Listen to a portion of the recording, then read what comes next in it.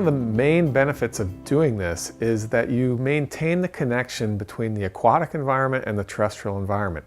There's an interface there where those two things meet, and that interface allows life and living processes to move from aquatic environments into terrestrial environments. And if you stop that and you break that interface, now you've got a different sort of ecological process happening that's not quite as productive for the ecosystem.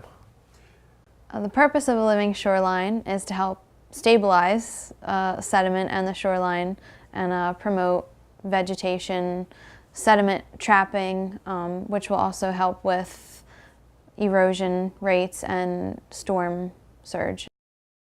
The benefits of a living shoreline are habitat provision for associated species, shoreline stabilization, wave attenuation, and recreational use. They're a little more friendly than a bulkhead for using areas for kayaking or things like that.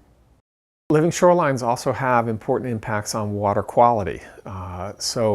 In particular, they act as a sort of filter. So water quality means a lot of different things, but one of the things it means is just the clarity of the water. How much light can penetrate the water. And that's important because a lot of times there are plants growing on the bottom.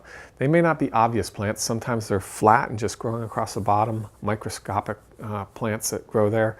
Those are very important. Sometimes there are plants like you would think of other grasses, sea grasses and things like that. But if the light can't penetrate through the water, then those plant materials can't grow because they need to photosynthesize. So one thing that living shorelines do is they help filter out the sediments in two ways. The first way is by having grasses and other things. That slows the water, which allows sedimentation to occur. The second way is you have these organisms like mussels that filter feed on the water.